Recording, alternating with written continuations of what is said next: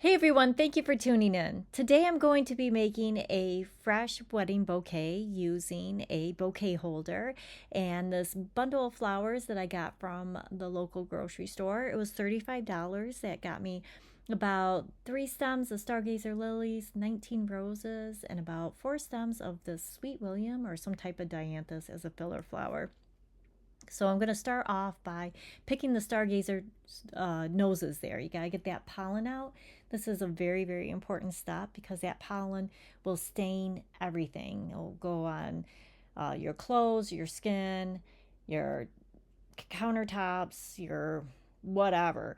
It even stains itself. So if some of that pollen gets on its leaves, or I'm sorry, on its petals, you can just take a chenille stem or a pipe cleaner and just gently brush those leaves and it'll take that pollen right off. But very important step that you do that, especially if you have white stargazer lilies, because that pollen will just destroy them. It will destroy everything. So let's get that pollen out of there. I'm going to start off with my stargazer lilies first. I want to kind of make a row. They're going to be my focal flower. They're the biggest flower. They're going to be the showstopper. So I want to make them prominent and give them a good position in this bridal bouquet. So I work with them first, and as I'm putting in my stargazers, I'm going to balance out the opposite ends. So I have one in the middle there, a few in the front, but as you can see, I'm going to um, do everything that I do on the front into the back. So almost like I kind of shot an arrow right through the bouquet. I'm just going to mimic it on the other side, and that creates a balance. It's easier to carry, easier to look at. Um, it's a good way to design your bouquet. So I'm going to add in my roses now. I'm also creating a perimeter.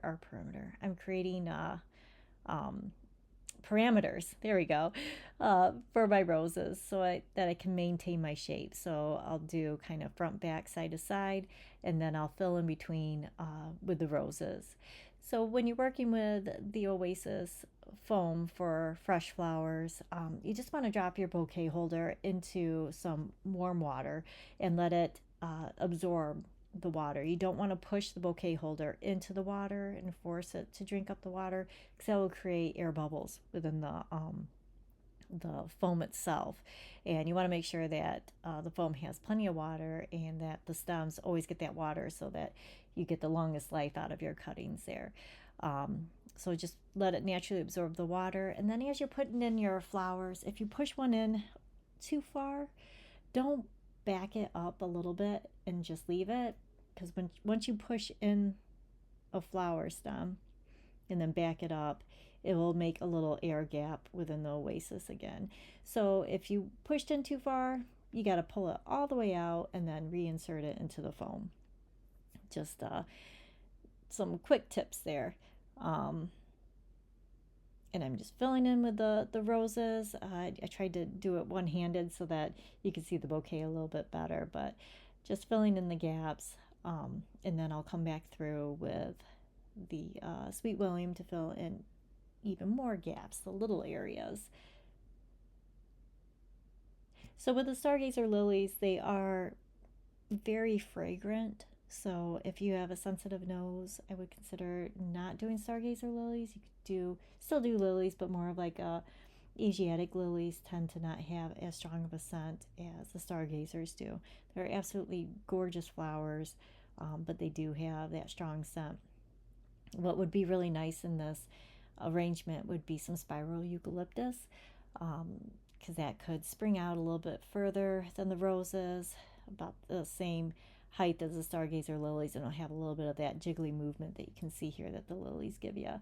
But it also has that kind of minty scent that might help tame down the sweetness of the lilies themselves.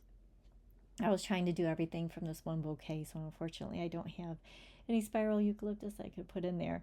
Um, but I'm just going to go ahead and tuck in a little bit of that filler flower.